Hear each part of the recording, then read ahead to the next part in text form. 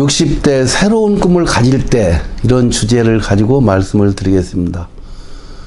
우리는 인생 1막은 자기 가족을 위해서, 가족을 먹여 살리기 위해서 열심히 일했다 하면은 60대부터는 자기의 재능을 끌어내서 새로운 인생의 꿈을 가지고 도전하기 좋을 때라고 저는 그렇게 말씀을 드리고자 합니다. 죽음을 앞둔 사람들이 가장 후회하는 것이, 첫 번째는 남의 평판에 신경 쓰며 산 것이고, 두 번째는 일에만 몰입하여 산 것이고, 세 번째는 사랑한다는 표현을 못한 것, 네 번째는 친구의 소중함을 깨닫지 못한 것, 다섯 번째는 행복을 위해 살지 못한 것, 이런 것이라고 합니다. 인생 2막은, 1막은 누군가를 위해서, 가족만을 위해서, 다른 사람의 평판에 의해 살았다고 하면은, 2막은 자기 자아의 개발과 자유로움 속에서 자기가 하고 싶은 꿈을 발견해 가지고 한 번 정도 재도전한다면은 우리는 훨씬 더 행복 지수를 높여가면서 좋은 인생 2막을 살 수 있다, 저는 그렇게 생각합니다. 뇌교육자 이승원 박사는 나는 120살까지 살기로 했다라는 책을 썼습니다. 그 책 내용을 보니까 이승원 박사가 120살까지 살기로 한 이유는, 첫 번째, 나이의 생각이 바뀌었다 그럽니다. 그러니까 내가 120살까지 살아야지 이런 마음을 먹으니까 나이에 대한 생각이 딱 버려지라는 겁니다.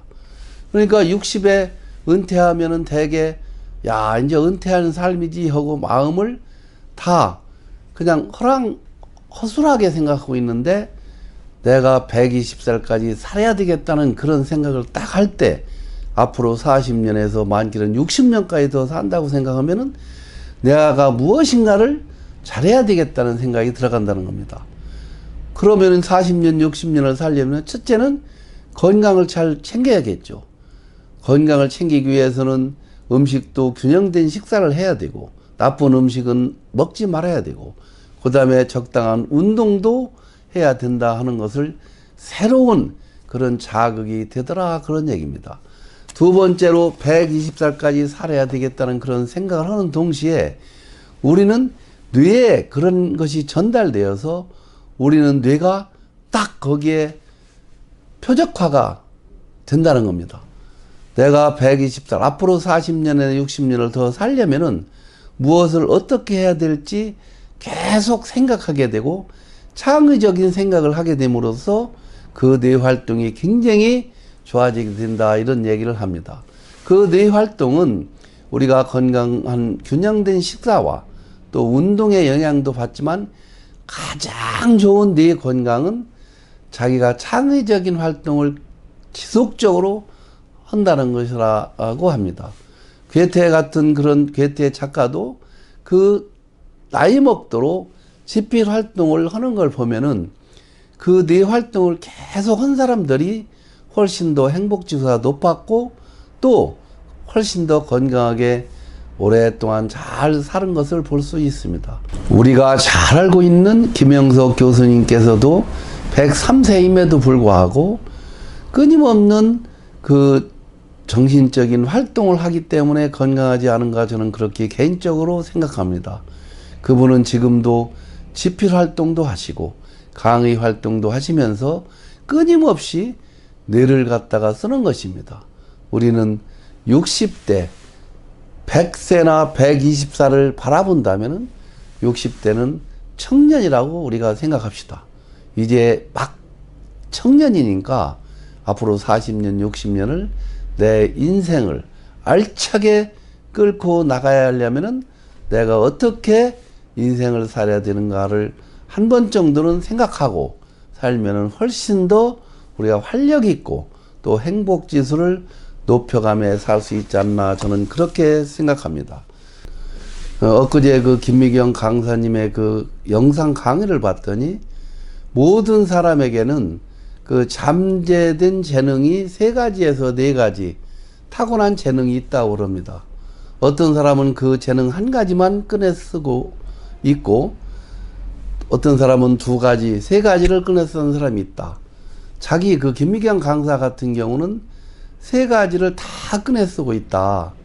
첫 번째는 자기는 어릴 때부터 말을 참 잘했다고 그럽니다. 어느 정도 잘했느냐? 어머니가 무슨 말을 하면은 꼬박꼬박 대꾸해가지고 대꾸한다고 혼날 정도로 말을 또박또박 잘했다고 그럽니다. 그래서 그 말하는 능력을 끄집어내서 강사로 활동하고 있다고 그럽니다. 그리고 어릴 때부터 글쓰기를 하는 재주가 있어서 작가로서 또 책을 쓰고 있고, 또 한 가지는 자기 어머니가 양장점을 했기 때문에 자기도 그 DNA가 흐르지 않나 그렇게 생각한다는 겁니다. 그래서 옷 재단하는 것을 자기가 잘한다고 합니다. 그래서 하나를 해보고 또 해보고 그러니까 그 재능이 있다라는 겁니다. 그래서 요새는 자기가 디자인을 해가지고 옷을 만들어서 그 미혼모 돕기에 하는데 그 봉사를 한다, 그런 얘기를 하는 것을 들었습니다. 맞다고 저는 생각합니다. 우리는 우리 안에 있는 그 내재된 잠재 능력을 일막 동안에 하나를 끌어썼다고 하면은 어떤 사람은 그 재능 하나도 끌어쓰지 않고 일막을 보낸 사람도 있을 것입니다. 자기의 재능에 맞지 않는 일을 먹고 살기 위해서 한 사람도 있을 것입니다. 그러면 이 막은 한 번 정도 내가 가장 잘할 수 있는, 그런 끌어낼 수 있는 잠재된 재능이 무엇인가를 발견해서 60대의 새로운 꿈을 꿔보자 이겁니다. 어떤 친구는 야 60대 뭐 다 퇴직하고 퇴임하고 뭐 즐겁게 그냥 대충 살면 되지 무슨 또 꿈을 꾸느냐 이렇게 할지 모르지만, 우리는 100세 시대에 40년, 많게는 50년까지 새로운 우리가 인생의 동력을 끌고 가려면은 우리의 새로운 꿈과 목표가 반드시 있어야 된다. 저는 그렇게 생각하는 것입니다. 내 친구 중에 하나는 현직에 있을 때 공인중개사 자격증을 따더라고요. 그 친구는 항상 부동산에 관심이 좀 많았습니다. 근데 결국은 그 공인중개사 어려운 시험을 합격해가지고 퇴직하고 공인중개사 사무실을 열어서 그 친구들 아지트가 되어 있습니다. 친구들도 무조건 오라 해서 차도 대접하고 뭐 칼국수도 사주고 그러면서 자기 일도 또 열심히 하면서 노후를 행복하게 보내는 친구도 있습니다. 또 한 친구는 사회복지사 그런 자격증을 따가지고 요양원에 가서 봉사를 하는데 너무 즐겁다고 합니다. 돈도 벌고 또 봉사하는 그런 기쁨도 느끼면서 살아가는 친구를 보고 있습니다. 앙리 루소는 꿈을 꾸는 사람에게는 늦은 나이는 없다, 그렇게 얘기했습니다. 앙리 루소는 1844년 프랑스 가난한 배관공의 아들로 태어났는데 학창시절에 그림을 잘 그렸다고 합니다. 그런데 아버지가 일찍 돌아가시고 나부터 자기가 가장이 되어서 한 20년 30년 동안 어렵게 열심히 가족을 위해서 일만 했다고 합니다. 그런데 40 넘어서 다시 그림에 대한 꿈을 꾸고 직장 생활하면서 그 같이 화가의 꿈을 키워서 결국 50살에 그 꿈을 이뤘다고 합니다. 그 당시에 19세기에 50살이라면은 지금 우리 나이로는 한 70살 넘게 이렇게 보면 될 것입니다. 왜냐하면은 유엔에서 발표한 것이 현대인의 그 나이는 옛날에 비해서 0.7을 곱하라 그렇게 생각했습니다. 그러니까 우리가 60이라면 0.7을 곱하면 6, 7, 40이 40, 옛날에 비하면 44살이다 이렇게 생각하면 되겠습니다. 그러니까 우리는 60이라 할지라도 다시 얼마든지 꿈을 꿀 수 있는 그런 나이라 저는 그렇게 생각하는 것입니다. 오늘도 오늘은 시 2편을 여러분께 낭송해 드리겠습니다. 애벌레 황선만 위 아래 사방팔방으로 꼭꼭 막혀 있는 어둠 속에서 꾸는 꿈이 야무지다. 단순히 어둠에서 벗어나는 것이 아니라 푸른 창공을 나는 것이다. 급기야 나비 되어 두 날개 펴고 훨훨 난다. 큰 꿈을 끝까지 버리지 않는 놈만.